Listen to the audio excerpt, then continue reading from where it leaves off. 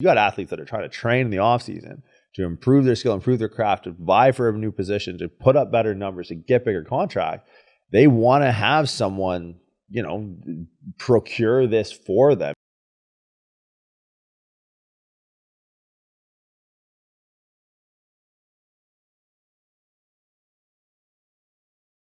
What's up, guys? Derek, moreplay28s.com. Today we're going to be reacting to, who would have guessed it, Andrew Schulz's clips from Flagrant 2 Clips.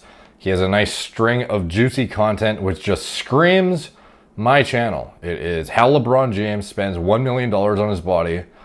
Schulz wants to do steroids, but safely, and the science behind HGH steroids and testosterone. So this is a decent amount of, like, I know when I do like a video that's like 15 minutes with my reaction commentary on top could turn into like a fucking 50-minute video with ease. So I'm a bit hesitant to undertake all three of these. If I do, they will be separate videos, and hopefully they will be reasonably not that long. I don't know what this is gonna come out like, but I might jump around a bit. Like the LeBron one, I have watched it and we'll revisit it now for this video. This will probably be a separate one. I'll probably do each of them separately. But yeah, let's see how long it's gonna be. Fuck. Putting it on 1.25 times speed. Half of how one spends millions of dollars a year on their body. LeBron, I think, says he spends 1.5. Yeah. Can you get me to 1.5? Not saying it's a good thing or a bad thing. Yeah. And honestly, that's part of the conversation. Right. Is they might be getting overcharged for certain things. Extorted. Okay, so break that down. How are these athletes getting extorted? What are they doing? Why does he even spend 1.5? What is that? Yes. I mean, it's hard to argue with LeBron's approach, number one. It works. It works, and he is the healthiest tenure starter in pro sports history. 10, 16, 17. I mean, tenure in the sense that he has tenure, like he'll just be there. Oh, not forever. tenure. Tenure. Yeah, like he is. So you spend 1.5, sure, right? He loses 1.5 in his couch cushions, right? If people are extorting him and can live a good lifestyle, and his massage therapist and all that, great, dude, more power to you, because he's so valuable. Sure. Right? There's a risk involved in taking that on. There's a risk involved in having him, because if he goes down, no, not pointing the finger at him. Yeah. Who's his strength coach? Who's his massage therapist? Who's his acupuncturist? Who's this? Who's that? So like people are, and he's really spearheaded. That number is circulated, and he's really spearheaded the initiative. Yeah, I think what a lot of people don't realize too, like this is actually really applicable and practical for even entrepreneurs. Like how many guys do I know who are cheap and don't want to spend money on things, but then when it comes to their income and or developing like new skills to increase their income, like, you know, they'll spend money on things that they deem as, you know, entertainment, random arbitrary possessions and shit, cars, fucking watches, whatever. But when it comes to spending money on like course material, trying to, you know, do like a master class on Facebook ads or like whatever it is that can significantly enhance your ability to generate income and literally like potentially double your revenue generating potential, that kind of thing. Like a lot of people don't realize, oh, maybe it costs $1,000 to do a course, or it costs $2,000 to go to this, masterclass seminar with like this guy or whatever. But that shit often, like, the return on investment significantly exceeds what it costs to learn and educate yourself a lot of the time. So when LeBron spends, you know, 1 million, 1.5 million per year, I'm surprised he didn't use the 1.5 million in the title. That's even more clickbaity. That's even more aggressive on the SEO algorithm fucking juice. Like here we have nonstop sports with 2.9 million views on 1.5 million. So we all know what's going to be in my title for this one. But, you know, I'll be honest, throughout this, they talk about, you know, like massage, they talk about, you know, trainer, you know, chef shit, you know, like the basic shit you would expect. What they don't talk about though is pharmacology, chemistry, any kind of that, anything related to that. And I do speculate that above and beyond what they are outlining in this video, which includes, you know, a massage therapist, the, you know, the acupuncturist, whatever, the guy who does, is literally with him for every training session, the guy who does his, whatever it is. There's a variety of like obvious positions, but I think what a lot of people don't realize is guys like Angel Hernandez, which were given,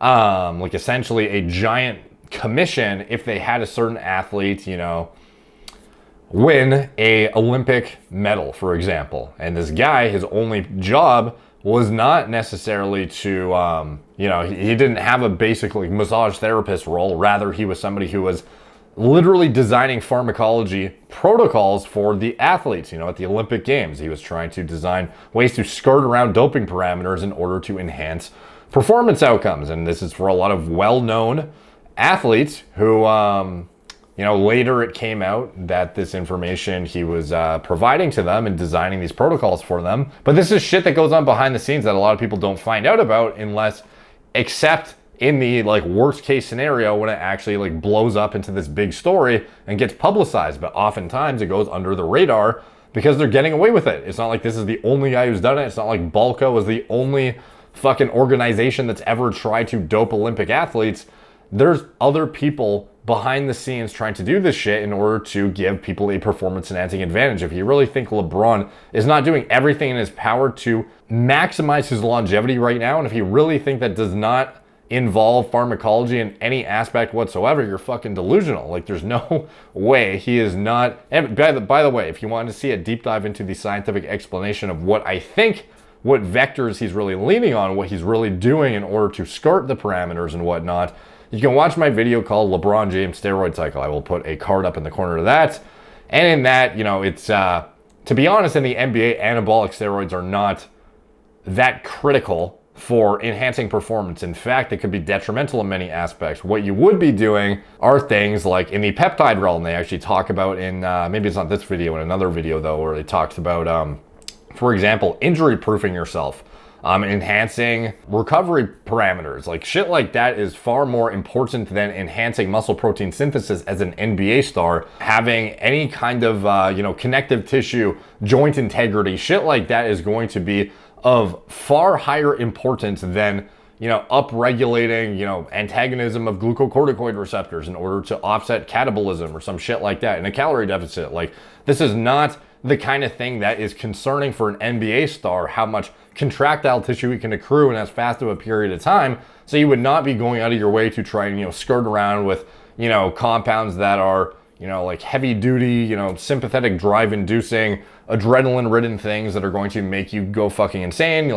I don't know, a halo testing to try and go mental in the fucking ring and knock some guy out, or another compound that's going to result in high amounts of protein expression to pack on as much tissue as possible with a minimal amount of water retention so you can blow past the other guy in a 100-meter race. In the NBA, you're looking more for longevity, injury prevention, again, as mentioned, as well as cognitive. There's a lot of things in the cognitive realm as well that I touched on briefly in the, LeBron James video. You can check that out. And to be honest, I was going to play through this whole thing, but they basically just speculate about what positions could be filled. And I agree with all of them. There's nothing in here that is unreasonable whatsoever. There's nothing in here I disagree with.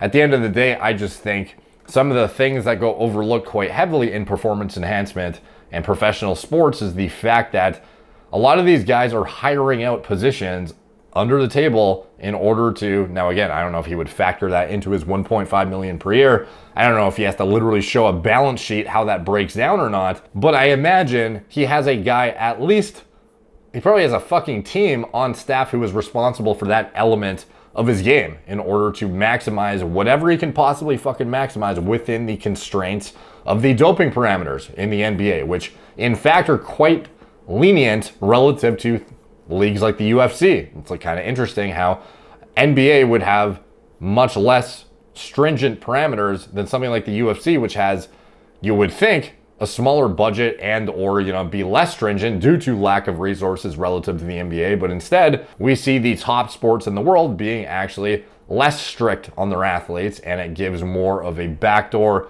opportunity in order to really leverage some of the pharmacology a bit more aggressively. And this is why in the UFC you see these guys melt before and after USADA came into the picture, because it's a lot harder to get away with it in the UFC than it used to be, and there's a lot less shit you can deploy, as well as a lot more randomization involved with higher frequency as well. Like in the LeBron James video again, I recommend you watch that if you want more elaborate details, but the HGH testing, for example, in the athlete pool, not very intense, despite the fact that this is probably the most highly leveraged compound in the entire league. So you would think if they were really trying to catch people, they would really own in on it and be a bit more aggressive about their testing, or even implement something as basic as a fucking IGF-1 biomarker test. But instead, they're still just using the standard HGH isoform differential immunoassay. They're not literally looking at your blood work to see if you have an HGH, or I should say an IGF-1 elevation downstream to exogenous HGH use. In fact, they are using something that has a fucking minimal detection time to the point where you might as well be given a green light. Maybe not a green light, but it's pretty fucking difficult to catch a guy using the analysis parameters that they're using. So anyways, as far as everything they say here, it's all fucking good. It's all gravy. Not a whole lot of feedback, and that's why I didn't play it through, because this would have ended up being a 11 minutes on my video right now, and I literally let them talk for 30 seconds. So you can just imagine if I rebutted every single fucking point they made. So anyways, everything they said, that's me reacting to this first clip here, when in reality it was just me talking. So anyways, hope you guys enjoyed that one. If you want to see the LeBron James breakdown, go click the card, and if it's not there for some reason, just type LeBron James in the search bar on my channel and you'll find it. Like, subscribe, check out my blog, moreplatesmoredates.com. Follow me on Instagram at moreplatesmoredates, Facebook, Snapchat, BitChute, Twitter, TikTok, Apple Podcasts. If you want to support the channel, you can check out anything I'm associated with in the video description below. My TRT clinic. It's all telemedicine from the comfort of your own home. Gorilla Mind, nootropic formulas, Gorilla Mode pre-workout formulas I designed myself from scratch. My recommended lab tests and diagnostics to stay on top of your health. And anything else I'm associated with, it's all in the video description below. Thank you guys for watching. Talk to you soon.